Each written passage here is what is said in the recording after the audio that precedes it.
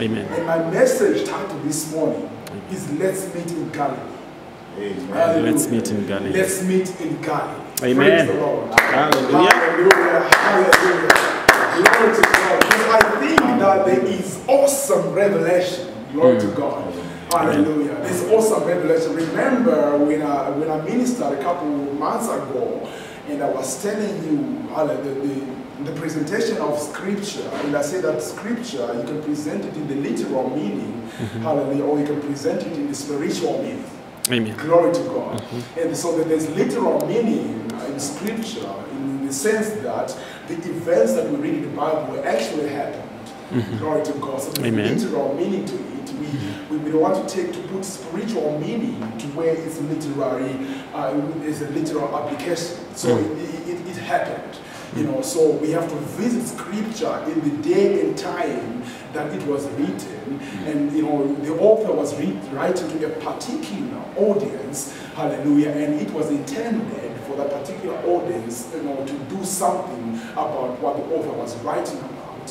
Hallelujah. That's the literal meaning, and then the spiritual meaning to scripture, which is going to be my anchor point this morning. I'm going to base my message this morning on the spiritual meaning of scripture. Hallelujah. Amen. So my message version this morning is let's meet in Galilee. Amen. And these are the words of Jesus. And I'm going to read from the book of Mark. If you can please come with me to the book of Mark. Hallelujah. Chapter number 16. Chapter number 16. Glory to God. This message, you know, I don't even have notes for this message because I received this from the bowels of heaven. Glory to God. Amen. Hallelujah. This is straight from the bowels of heaven. I don't even have notes on this one. Glory to God. So Mark chapter number 16. Hallelujah. And starting from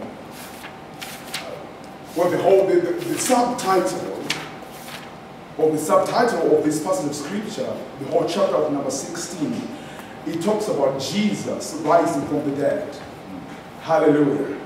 Jesus rising from the dead.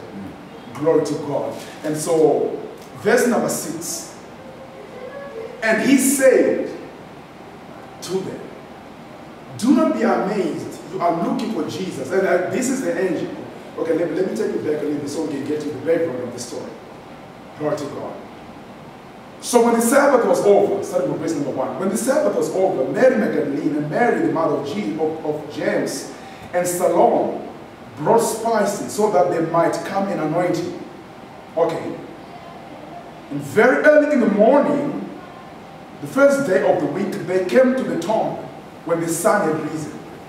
Glory to God. Hallelujah. Very early in the morning, they came to the tomb to anoint Jesus. Hallelujah.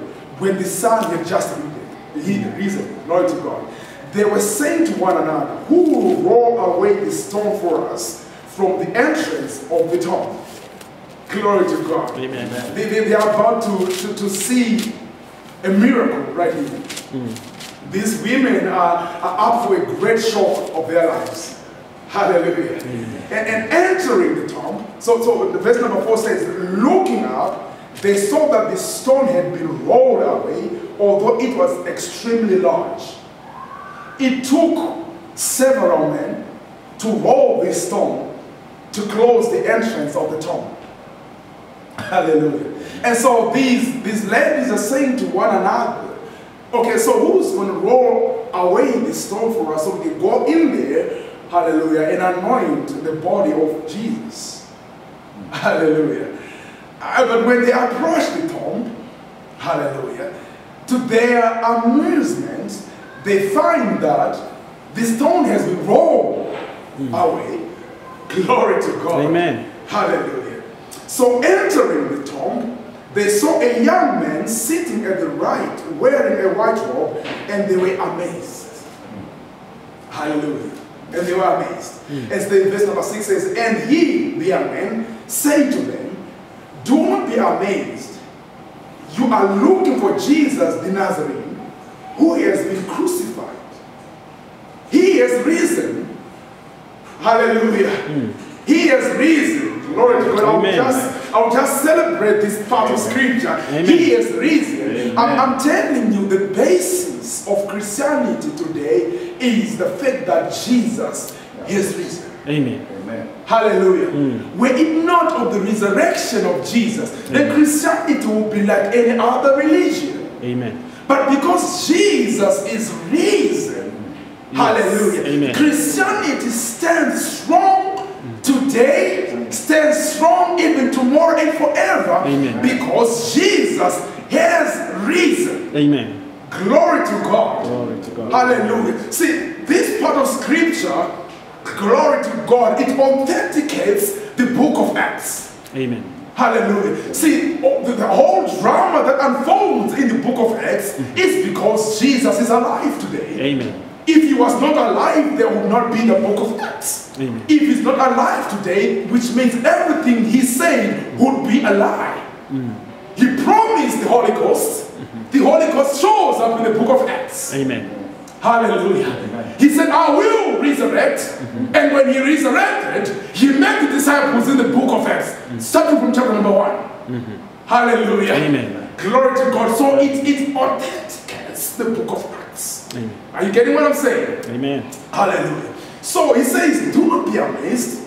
You are looking for Jesus the Nazarene, who has been crucified. He is risen. He is not here. Behold. So he says, wait. Pause. Here's the place where they laid him. Glory to God. Amen. Hallelujah. Let me just say to you right now that your situation, every dead situation that exists in your life, every dead situation that existed in your life prior to hearing this message, I am telling you right now that it will be resurrected before the end of this service. Amen. I wish somebody would just praise God with me right there. Hallelujah. Every situation and circumstance that has been dead in your life. Amen. Glory to God. Amen. You look around yourself in your family and you see that there is no life at all. But I'm submitting to you that if you believe with me the power that comes with this message, Amen. every existing situation that has been dead in your life, Amen. whether it's your marriage, whether they are your children, whether it's business, whether it's jobs, every situation dead in your life will be resurrected if you believe Amen. God with me this morning. Hallelujah. Because he is risen. Amen. Hallelujah. Amen. Oh my God. Here is the place where they laid him. That place is now history. I know of a few people and quite a bit of churches around the world. They organize trips to go to Israel to see the tomb. Hallelujah. Where they laid Jesus. But every one of them, when they came back, they said that it's an empty tomb. There is nobody in there. There are no bones in that tomb. Hallelujah. That place is now a historic site. Glory to God. Because the actual reason for that tomb, hallelujah, is alive today. Glory Amen. to God. The power of the tomb could not contain Jesus in it. Hallelujah. Amen. The anointing that was in Jesus, that was on Jesus, could not be contained by the tomb. Amen. I'm telling you, you are carrying Jesus inside of you this morning. I'm telling you, you got the anointing of Yeshua in you. Hallelujah. The power of the tomb that the devil has put your situation in, it cannot hold it back. Amen. Amen. Hallelujah. Oh my Praise God. God. Oh my God. Hallelujah. It cannot hold it back. Glory to God. Amen. Oh my God. Because I talked last time about the anointing of a fish that's on you. Oh my God. The devil trying to lay his hands on you. But because of the anointing on you, you just want to slip through his hands. Amen. Glory to God. Because of the power of the anointing that's sitting on you. Amen. Verse number 7. But go. See, every time you're introduced to this word but, it means it's changing what has been said before. It's taking the conversation to a higher level. Oh my God. He says, but go. See, you are at the wrong place right now. Oh my God. He said to these women, you are at the wrong place right now. Because the one that you're looking for is not here anymore. Yes, you are here, but this is not the right place where you need to be. You need to be where Jesus is. I don't know why you are dwelling, hallelujah, at the tomb of your situation. I don't know what you're doing sitting down in your house, hallelujah, bemoaning your situation. And you can't even talk to anybody. You can't even eat. You can't even go out and meet other people because there's a situation in your life. Hallelujah. But you don't need to be where the situation is. You don't need to dine with the situation. You don't need to have a conversation with the situation. You need to be where Jesus is. Amen. I'm talking to somebody. I know. Amen. I know. I'm talking to someone. Hallelujah. Hallelujah. You entertain your situation so much. You have an audience with your situation and you have a conversation with your situation. Oh my God. And it tells you how hard it's coming on you. It tells you to just pay attention to the situation. Listen to the aching of your body. Oh my God. But you don't need to be there. You are entertaining the wrong audience. You need to shift your countenance and look where Jesus is. You need to be where Jesus is. I feel the power of the Holy Spirit of God this morning. Amen. Hallelujah. But go tell his disciples, and Peter especially, why Peter in particular? Because Peter is known for denying the master 3 times. And so tell his disciples and Peter, glory to God, hallelujah, and say to them right now, he is going ahead of you to Galilee. There you will see him, just as he told you. Hallelujah. Hallelujah. Glory to God. This is a command now. This is the charge that has been left. Left with this young man, and he was told to tell them when they show up, go tell the disciples and Peter that he is going ahead of you. You know, this part of scripture, he is going ahead of you. I tell you this morning that Jesus has already gone ahead of you. Oh my God, he has gone ahead of you. I'm telling you, when he's gone ahead of you, he opens the way for you. He opens doors for you. My God, I don't know why you're sitting there struggling. Jesus has gone ahead of you into Galilee. I guess you want to know what Galilee means spiritually. I guess you are now excited. You want to know the meaning of Galilee. I want to submit to you this morning that in Hebrew language, in the original language, the word Galilee, it means a rolled sheet. Glory to God, a rolled sheet. I take a piece of paper, I roll it. That's the meaning of Galilee. Or a circle. Hallelujah. It's a rolled place. That's the meaning of Galilee. So Jesus is saying, I've been a rolled sheet all this time. No revelation. Hallelujah. But now I'm going to Galilee, which was a rolled sheet. I'm going to unfold the rolled sheet called Galilee. And there you're about to have an encounter with the kind of man that I am. You have seen me in the flesh. I have done things in the flesh. I have talked to you in the flesh. But now you're going to see the other dimension of who I am. You are going to see the other dimension of the anointing that's in me. Let's go and meet in Galilee. Amen. Let's go and meet in Galilee. Hallelujah. Oh my God. Amen. I wish you could tell somebody. Oh my God. Meet me in Galilee. Glory to God. Jesus. Mary Magdalene, Mary and Mother Salome, they are at the wrong place. The disciples are at the wrong place. They need to be in Galilee. Because in Galilee they're going to see the unfolding of this folded sheet called Galilee. Hallelujah. Amen. Glory to God. Speak, Holy Ghost. Hallelujah. I need your word this morning, Lord. Amen. I need your word this morning. Hallelujah. Jesus is about to reveal himself in a supernatural way. Oh my God. Remember now, he is Christos. He is the anointed. Hallelujah. He has put on the robe, hallelujah, of a priest now. Oh my God. Blood has been shed already. Now he has put on the robe and the crown of a king. Now he's saying now, come, my subjects, meet me in Galilee. Amen. Hallelujah. Hallelujah. Meet me in Galilee. Oh my God. I would rather be in Galilee, hallelujah, than sitting at the tomb right now. I would rather be in Galilee, oh my God, than sitting in my living room, entertaining my situation, entertaining my condition, entertaining, hallelujah, my circumstance. I would rather be in Galilee this morning. Glory to God. Meet me in Galilee. Amen. Hallelujah. Meet me in Galilee. So this place, Galilee, like I said, according to the Hebrew language, it's a road shit. Let me take you back a little bit, or let me take you way ahead a little bit. You remember Peter now.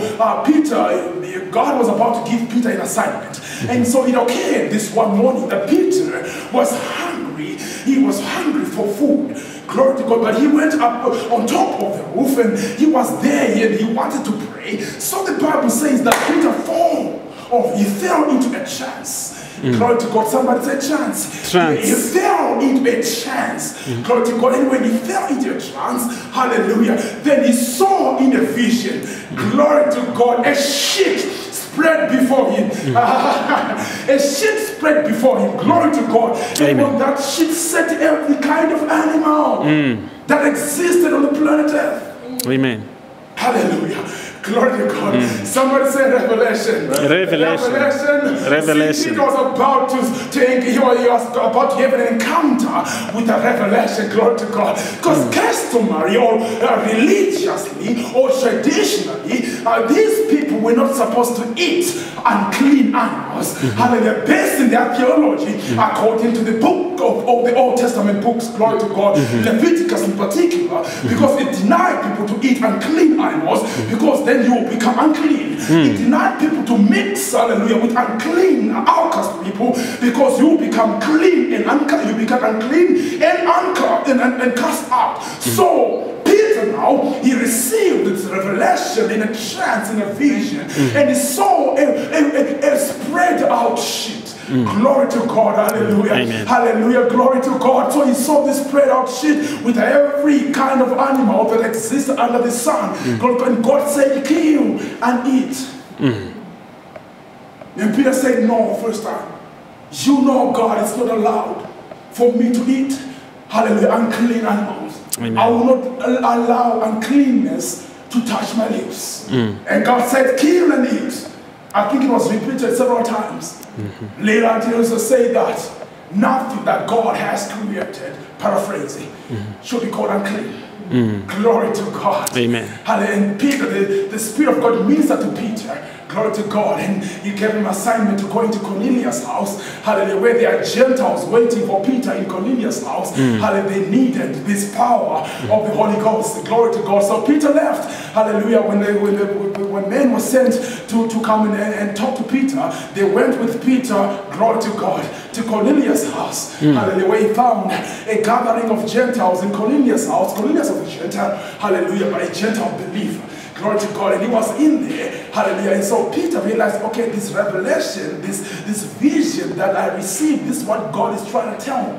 Hallelujah. That the Holy Ghost, hallelujah, is being revealed even to the Gentiles. Amen. Hallelujah. Glory to God. Spread out sheet.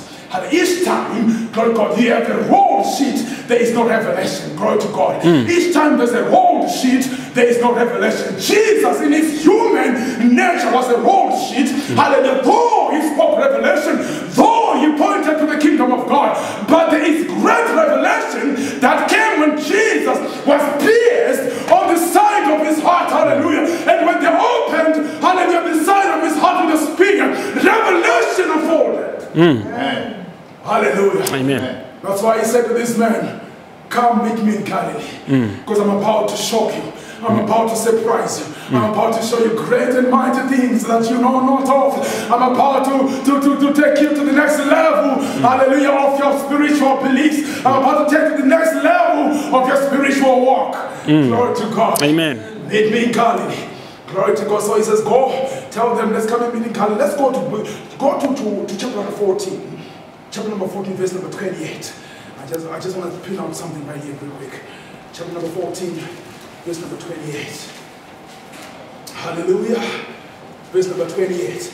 But after I have been raised, I will go ahead of you to Galilee. Oh my God. After I have been raised, I will go with you. Glory to God. Ahead of you. Are you here with me? Amen. I will go ahead of you to Galilee. Glory to God. Amen. I'm telling you that the kind of revelation that you're going to have in your life, I mean, there's no revelation unless Jesus reveals. Oh my God, there's no revelation until or unless God reveals. Amen. Hallelujah. So God is going to be ahead of you and you have to follow behind in order for you to know the kind of revelation that is about to reveal to you. Hallelujah. You cannot go ahead of him